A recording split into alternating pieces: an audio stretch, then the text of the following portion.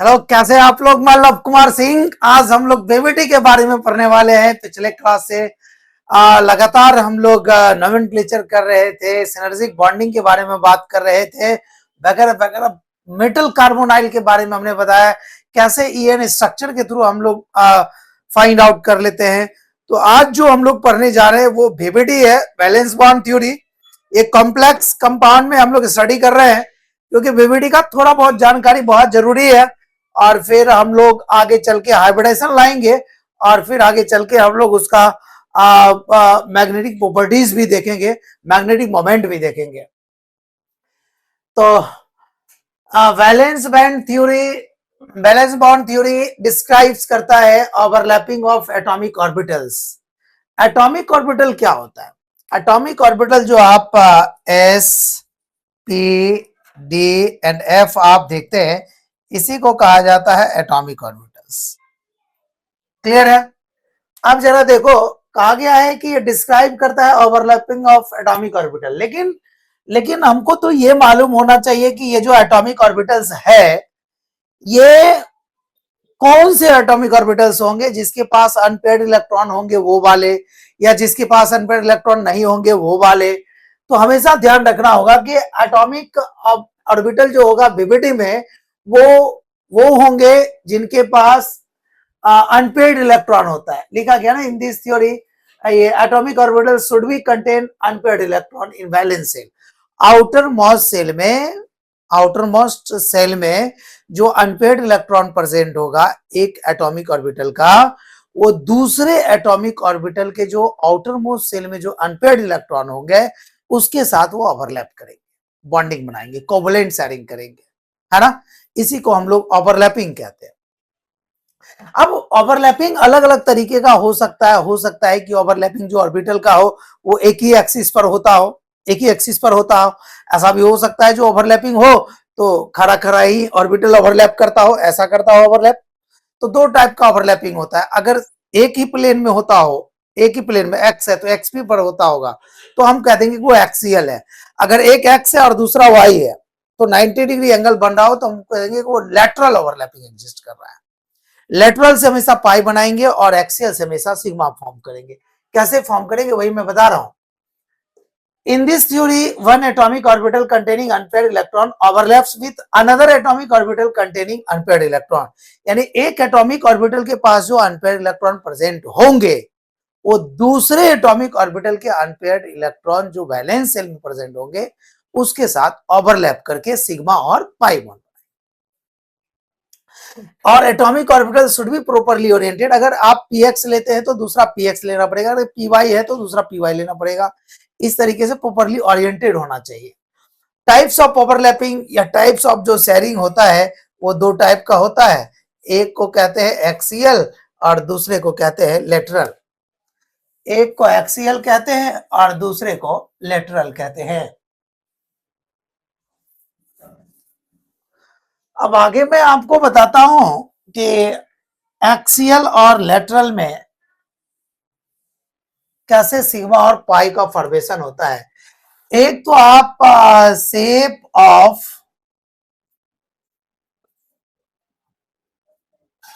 Shape of atomic orbital, एक minute,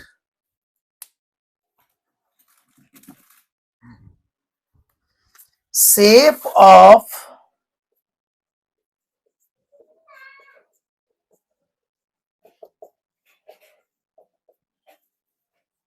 जो atomic orbitals होंगे वो कैसा होगा। जैसे एटॉमिक ऑर्बिटल का अगर शेप की बात करें तो कैसा होगा, तो वो आपको ध्यान रखना होगा। मैं आपको बताता हूं।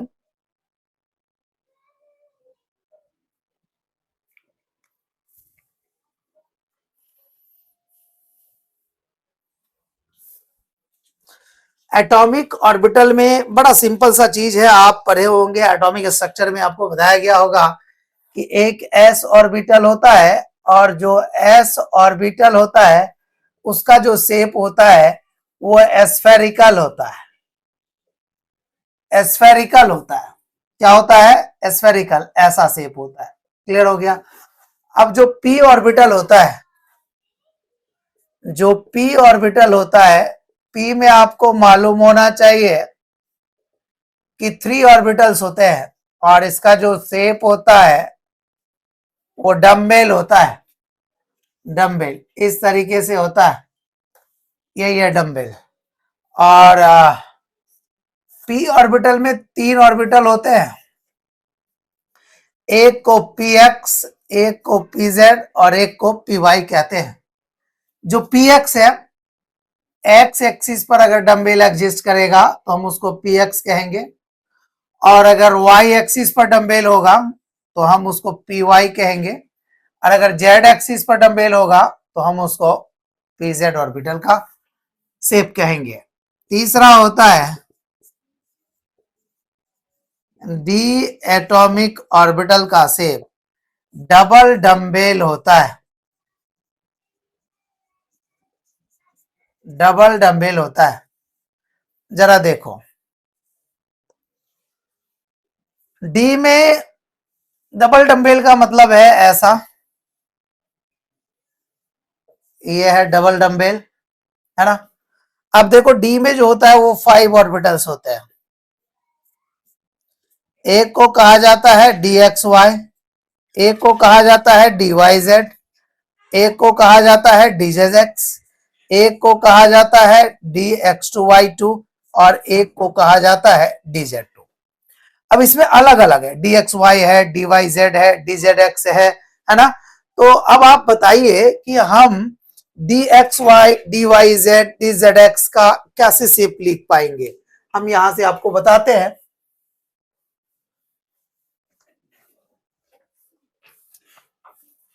आइए,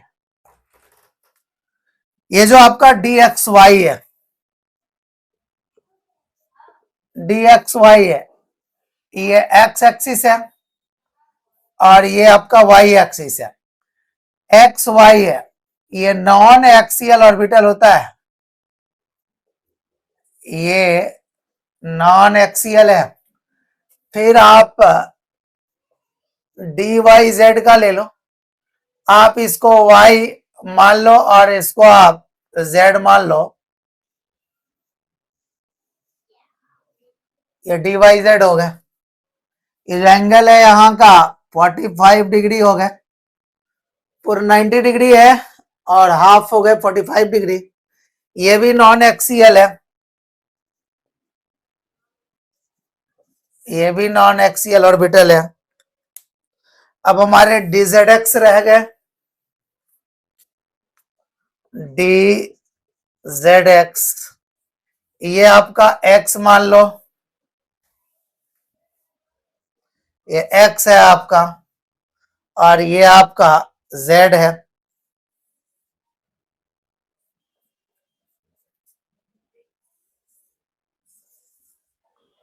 तो ये डी जेड एक्स हो गए, ये भी नॉन एक्सियल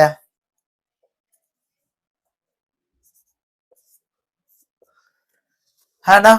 अब आप देख लो D X two Y two, D X two Y two, D X two Y two, X square Y square नहीं पढ़ेंगे, पढ़ने के लिए हम लोग D X two Y two use करते हैं। ये आपका एक्स हो गया और ये आपका वाई हो गया ना। तो ये एक्सियल है, एक्स टू वाई टू, ये हमारा एक्सियल ओवरलैपिंग है, ये हमारा एक्सियल है। इस प्रकार से जो डी जेड टू होता है ना, वो भी हमारा एक्सियल होता है। जैसे मान लो डी जेड टू है, ये इसी को लिखा जाता है इस तरीके से, ऐसे। तो कहते हैं डाउनट, डाउनट, या इसी को कहते हैं रिंग बेल्ट, रिंग बेल्ट कहते हैं। यहां भी मेनली 2 लोब्स होता है, इन सारों में 4 लोब्स होता है, नहीं, इन सारों में 4 लोब्स होता है। तो ये हमने आपको शेप को बताया, अच्छे से दिख रहा है ना। ये हमने आपको शेप को बताया, ये सब सारे ऑर्बिटल का शेप है जो हम बीबीटी में इस शेप का ओवरलैपिंग पढ़ेंगे, है ना। तो हम जरा आगे बढ़ते हैं थोड़ा सा।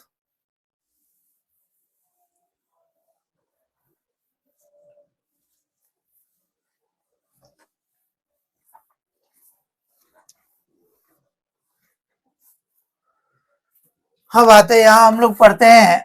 सबसे पहला इसमें हम लोग पढ़ेंगे axial overlapping. Axial overlapping, axial overlapping में तो एग्जांपल मैं आपको बताता हूं। एक्सियल ओवरलैपिंग में यहां का जो बॉन्ड एंगल होगा वो 180 डिग्री होगा। जो ओवरलैपिंग जो एंगल होगा वो 180 डिग्री होगा। एग्जांपल में जैसे पहला होता है एस एस ओवरलैपिंग, दूसरा एस पी होता है और तीसरा पीपी होता है ना। अब जरा आप देखिए एस एस ओवरलैपिंग कैसे करते हैं, एस एस, एस पी और पीपी, है ना। अब एस एस और एस पी और पीपी मैं दिखाता हूं। एस एस में एस का शेप डम्बेल होता है, तो ये हो गया S S overlapping. S P, S और पी, ये एस पी ओवरलैपिंग हो गया। पीपी ऐसा भी हो सकता है ना।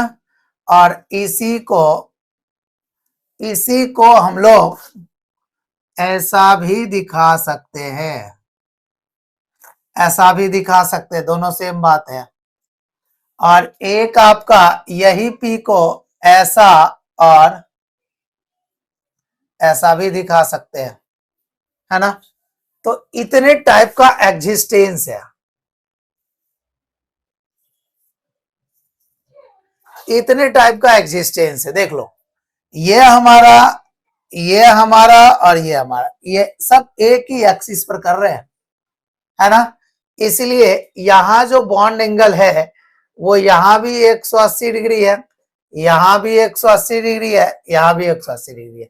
लेकिन जरा ये देखो, ये एक y है और दूसरा क्या है, x है। तो यहां जो एंगल है वो क्या 90 डिग्री है। ये इसको कहते हैं लेटरल, इसको क्या कहते हैं, लेटरल, है ना। तो हमें पढ़ना क्या है, एक्सियल पढ़ना है ना। एक्सियल में जैसे एग्जांपल आपको बताऊं, जैसे एग्जांपल आप H2 का ले लो, आसान वाला। एक H का एटॉमिक नंबर 1 होता है और 1s1 हो गए, इसके पास एक अनपेयर है। फिर दूसरे वाले H लोगे तो उसके पास भी अनपेयर होगा। तो एच एच कंबाइन करेगा, मान लो एच एच को आपने कंबाइन कराया, एच एच को ओवरलैप कराया, तो यहाँ बीच में जो बॉन्ड आएंगे ना वो सिग्मा बॉन्ड होंगे। कैसे, तो यहाँ भी है, यहाँ भी है, यहाँ भी अनपेयर्ड, यहाँ भी अनपेयर्ड, इसका अनपेयर, इसका भी अनपेयर, और ये एक ही एक्सिस पर ओवरलैप किया है ना, ये इस तरीके से। तो ये ओवरलैपिंग से सिग्मा बॉन्ड फॉर्म होता है। क्लियर हो गया। अब अगर मान लो, अगर हमने एच एफ की एग्जांपल लिया, तो एच का तो मालूम है, एफ का क्या होता है, तो 1s2 होता है, 2s2 होता है, 2p5 होता है। अब यहाँ s तो आपका पेयर है, ये तो आपका पेयर्ड है, और 2p में क्या है, 2p में क्या है, 2p में 3 4 5, तो अनपेयर इलेक्ट्रॉन कितना है, 1।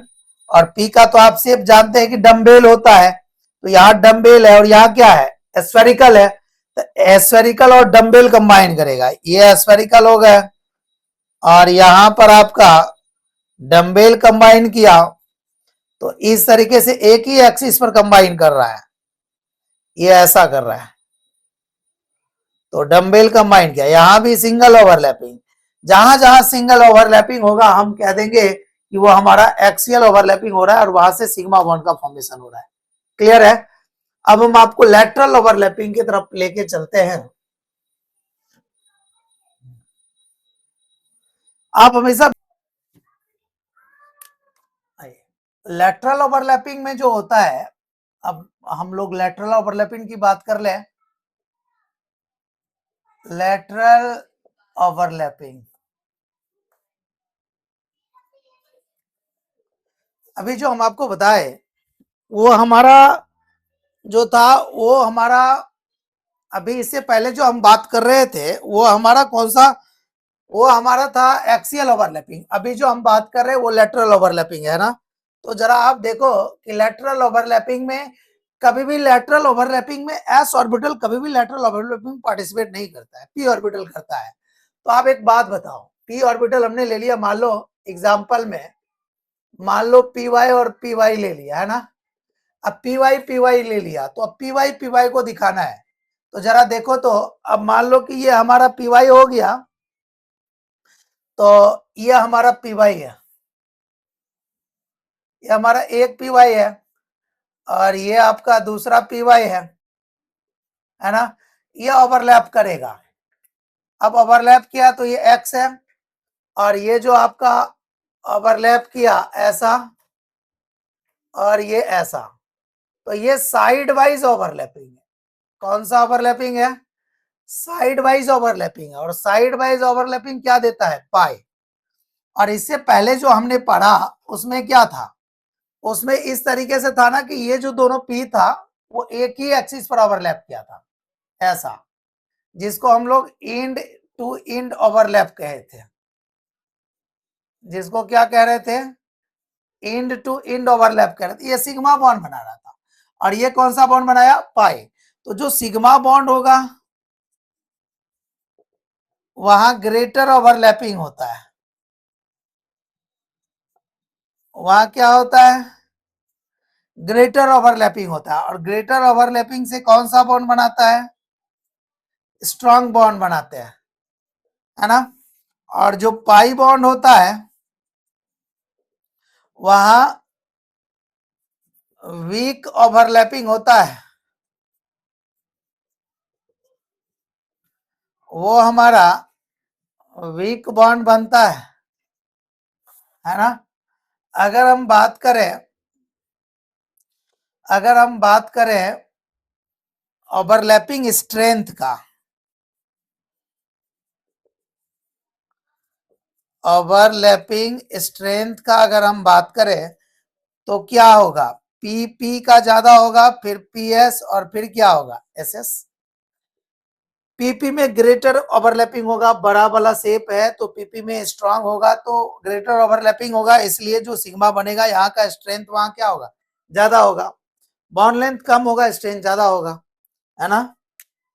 अब देखो जरा, हम कई सारा एक एग्जाम्पल, एक दो एग्जाम्पल आपको बताते हैं।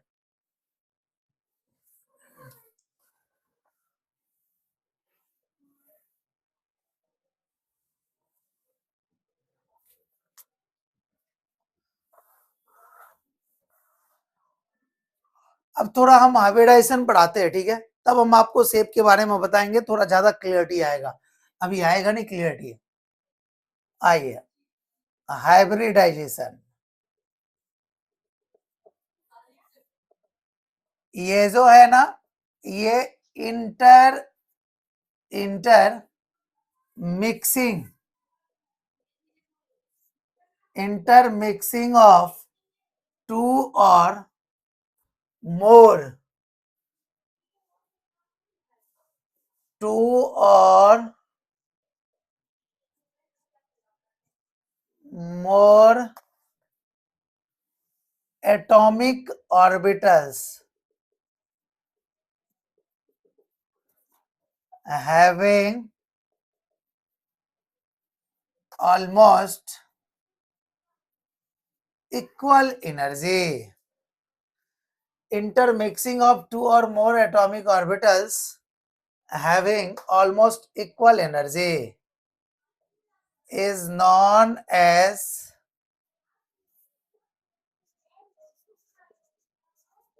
a hybrid, is known as a hybrid orbitals, and the process is known as hybridization, है ना। अब जरा आप देखो, कह रहा है आपसे कि ये एक प्रोसेस है इंटरमिक्सिंग का, हाइपोथेटिकल प्रोसेस है। हम ऑर्बिटल्स को जो मिक्स कराते हैं वो हम यह सोच के कराते हैं कि सिग्मा और पाई कैसे बन जाए। अब एस का साइज तो डिपेंड करता है एनर्जी ऑर्बिटल पर, कोई 1s है, कोई 2s है, उस पर डिपेंड करता है। लेकिन जो शेप है उसका स्फेरिकल है, हम उससे मालूम कर लेते हैं कि वहां सिग्मा बॉन्ड बनेगा कि पाई बॉन्ड बनेगा। हम उसके शेप से डिसाइड कर पाते हैं कि सिग्मा पाई कैसे बनेगा। हाइब्रिडाइजेशन का मतलब सिंपल मिक्सिंग होता है। सिंपल मतलब होता है, मीनिंग होता है इंटरमिक्सिंग दो डिफरेंट एटॉमिक ऑर्बिटल्स का, टू और more different different atomic orbitals, है ना, हैविंग ऑलमोस्ट इक्वल एनर्जी। अब जैसे मान लो एग्जांपल में, अब मान लो कि s में कितने ऑर्बिटल होते हैं, एक होता है। p में कितने ऑर्बिटल होते हैं, तीन। d में कितने होते हैं, पांच। मिक्सिंग कराना है। अगर मान लो s एक हुआ और p में टोटल तीन होता है, तो px होता है, py होता है और क्या होता है, pz। आपने एक s ले लो और एक p ले लो, है ना। जब आप मिक्स कराओगे तब उसका नाम sp हाइब्रिडाइजेशन रखा जाता है, sp हाइब्रिडाइजेशन, है ना।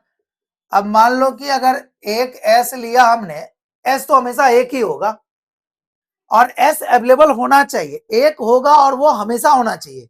बगैर s का आप हाइब्रिडाइजेशन नहीं फाइंड आउट कर सकते हैं, मतलब हाइब्रिडाइजेशन नहीं कहलाएगा। अगर मान लो कि px है, py है और pz है, यहां हमने मिक्स कराया दो ऑर्बिटल p का और एक s का, तो यहां से कहलाएंगे वो sp2 हाइब्रिडाइजेशन। अगर मान लो हम तीसरा एग्जांपल की बात करें, एक s ले लिया, px py और pz का मिक्स कराया, तो ये बन गए sp3 हाइब्रिडेशन। क्या बन गए, sp3 हाइब्रिडेशन, है ना। अगर मान लो कि हमने इसी में आगे चल के मैं बताऊंगा कॉम्प्लेक्स में कि यहां से dsp2 हाइब्रिडेशन भी होता है। कब होगा ये मैं बताऊंगा, आप थोड़ा इंतजार करिए, मैं जरूर बताऊंगा। अब मान लो एक s तीन p लिया, अब d को एक मिक्स कराया, तब यहां से क्या हो जाएगा, sp3d लिखो या dsp3 कॉम्प्लेक्स में लिखेंगे, है ना। ये डी आउटर होता है, ये डी इनर होता है। जब डी अंदर वाला यूज करेंगे तो ऐसा लिखाएगा, जब डी बाहर वाला यूज करेंगे तो ऐसा। कैसे होगा वो जानकारी मिलेगी धीरे धीरे, हम आपको उस बात पर लेके चल रहे हैं, परेशान मत होइए। अगर मान लो 1s ले लिया, 3p ले लिया और 2d ले लिया, तो क्या बन जाएंगे, sp3d2 हो जाएंगे या तो d2 sp3 हो जाएंगे, है ना। अब मान लो कि हमने ऐसा लिया, एक s तीन p और 3d लिया, तो क्या हो जाएंगे, sp3d3 लो या d3sp3 ले लो, है ना। ऐसा होता है। अब इसकी डिटेल बात केमिकल बॉन्डिंग में हम बताते हैं, वहां आप वीडियो लेक्चर देख सकते हैं। हम अभी पढ़ रहे हैं कोऑर्डिनेशन केमिस्ट्री। कोऑर्डिनेशन केमिस्ट्री में हाइब्रिडेशन कैसे डिपेंड करता है, हम उस पर आते हैं और उसी पर बात कर रहे हैं। सिंपल अभी बताया हमने कि हाइब्रिडेशन एक मिक्सिंग है अलग अलग ऑर्बिटल्स का, जो हमने दिखाया आपको कि कैसे मिक्स कर रहा है ना। अब आप एक बात बताओ कि कॉम्प्लेक्स कंपाउंड में हाइब्रिडेशन हम कैसे डिफाइन करेंगे, या फिर इसका ज्योमेट्री कैसे हम लोग डिसाइड करेंगे। तो देखो, hybridization hybridisation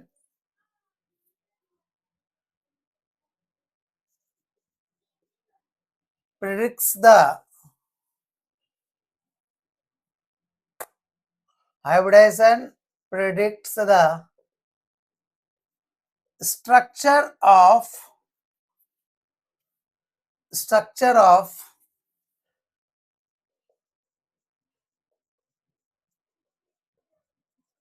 structure of complex compound, है ना। hybridization also predicts the structure of complex compound, और जो हाइब्रिडाइजेशन है वो डिपेंड किस पर करता है, हाइब्रिडाइजेशन of complex compound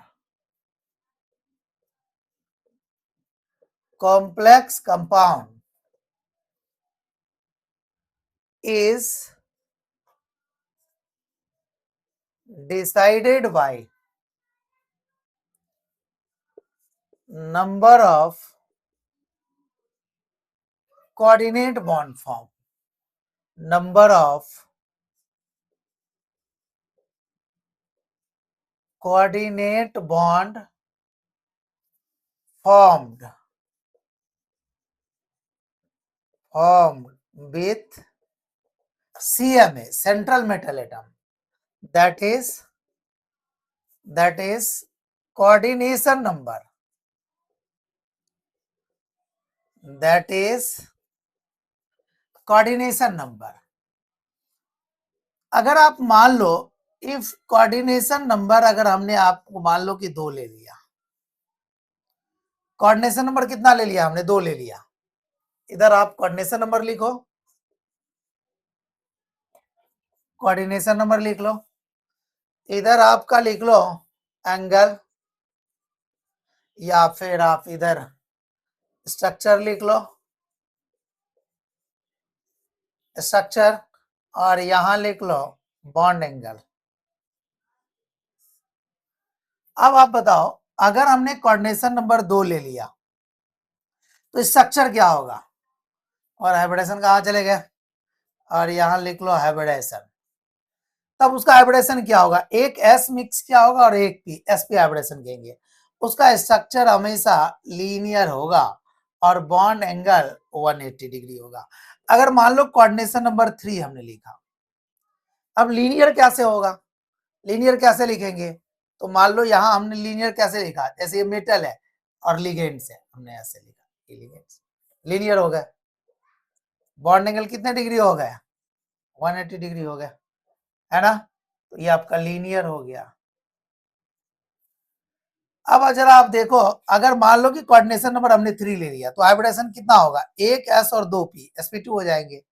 अब इसके स्ट्रक्चर क्या हो जाएंगे? मेटल है, ये लिगेंड्स है, ये भी लिगेंड्स है, और ये भी क्या है? लिगेंड्स है। देखो इसको कहते हैं हम लोग ट्राइगोनल प्लेनर, ट्राइगोनल प्लेनर। यहाँ बॉन्ड एंगल कितने डिग्री हो जाएंगे? 120 डिग्री, है ना? अब इस तरीके से मान लो और कोऑर्डिनेशन हमारे पास 4 आ गया, तो वहां क्या क्या हो सकता है? sp3 हो सकता है, ऑप्शन 2 है हमारे। एक तो sp3 हो सकता है और दूसरा हमारा dsp2 हो सकता है। दिख रहा है ना आपको? दिख रहा है, dsp2 हो सकता है। जब sp3 होगा तो यहां से टेट्राहेड्रल स्ट्रक्चर होगा, टेट्राहेड्रल स्ट्रक्चर होगा। बॉन्ड एंगल लगभग 109.5 डिग्री होंगे, टेट्राहेड्रल 109.5 डिग्री होंगे। और dsp2 है, स्क्वायर प्लेनर हो जाएंगे, 1 2 3 और 1 4। इसको कहेंगे स्क्वायर प्लेनर, और इसका एंगल 90 डिग्री हो जाएंगे, है ना? अब और भी आप देखो, अगर मान लो कि हमने कोऑर्डिनेशन नंबर मान लो कि अगर हमने 5 लिखा,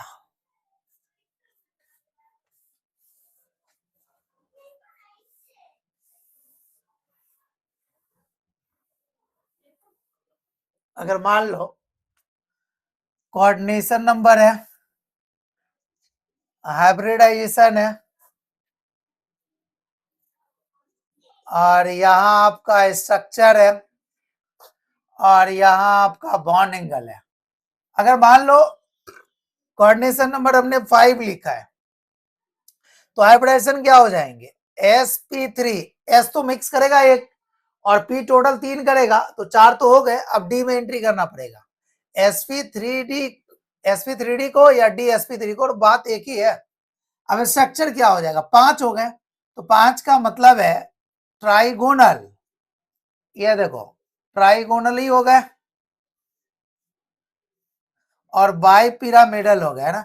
जो ट्राइगोनल है आपस में वो कितने डिग्री एंगल होंगे? 120 डिग्री। ये तो ट्राइगोनल है, ट्राइगोनल प्लेन मतलब ये एक ही प्लेन में लाई करेंगे, या px हो, py और pz हो, या अलग प्लेन में लाई करेंगे। तो आप इसको इक्विटोरियल भी कह सकते हैं, इक्विटोरियल पोजीशन भी कह सकते हैं, एक ही प्लेन में लाई करेंगे। और इसको आप एपिकल कह दो।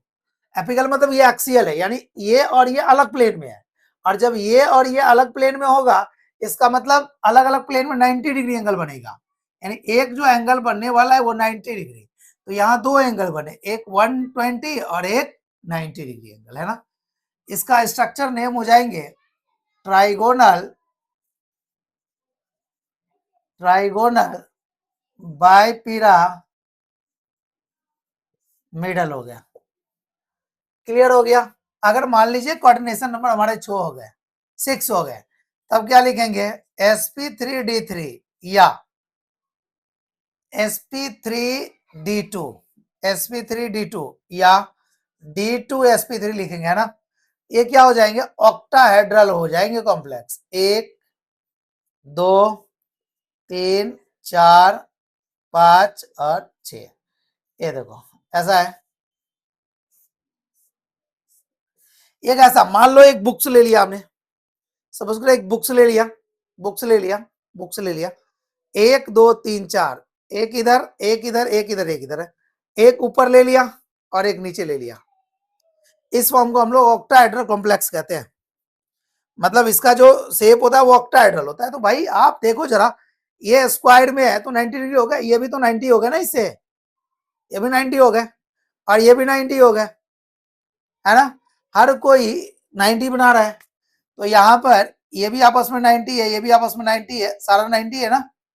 तो इसको कहते हैं हम लोग स्क्वायर बाइपिरामिडल भी कह सकते हैं, स्क्वायर बाइपिरामिडल भी कह सकते हैं, पिरामिडल भी कह सकते हैं, साथ ही साथ आप इसको ऑक्टाहेड्रल भी कह सकते हैं।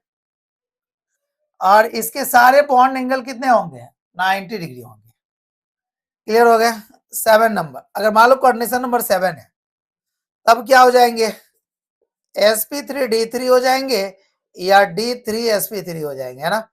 इसमें कैसा होगा, इसमें कैसा स्ट्रक्चर होगा, ये तो आपका हेड्रल होगा, ये देखो कैसा हो जाएगा, पेंटागोनल।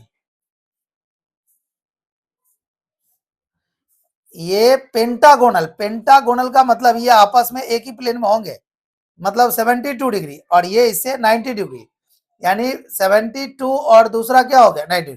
पेंटागोनल बाइपिरामिडल, इसके स्ट्रक्चर क्या हो गया, पेंटागोनल बाइपिरामिडल। इस तरीके से हमने हाइब्रिडाइजेशन में आपको बताया कि ये कोऑर्डिनेशन नंबर पर डिपेंड करेगा। आगे चल के मैं आपको बताऊंगा कि जैसे मान लो कि हमारे पास अगर लिख दिया Ni है और CO का होल 4 एक कॉम्प्लेक्स है, तो यहाँ कोऑर्डिनेशन नंबर कितने हो गए, 4। अब कोऑर्डिनेशन नंबर 4 हो गए तो यहाँ एक sp3 हो सकता है या dsp2 हो सकता है। अब sp3 होगा कि dsp2 होगा, ये तो हमें अगले लेक्चर में मालूम चलेगा कि इसका हाइब्रिडाइजेशन कैसा होगा, इसका कॉन्फ़िगरेशन कैसे लिखते हैं, सीओ कैसा लिखेंगे, स्ट्रॉन्ग है कि वीक है, कि पैडिंग कराएगा कि नहीं कराएगा। तो ये तो नेक्स्ट लेक्चर में हम लोग को मालूम चलेगा, जहां हम लोग शानदार तरीके से मैग्नेटिक मोमेंट भी जान पाएंगे, और साथ ही साथ मैग्नेटिक प्रॉपर्टी में पैरामैग्नेटिक करैक्टर किसका ज्यादा होगा, किसका कम होगा, क्या कैलकुलेशन होगा, हम उन सारी बातों का डिस्कस नेक्स्ट लेक्चर में करेंगे। आज इतना ही तक। Thank you so much.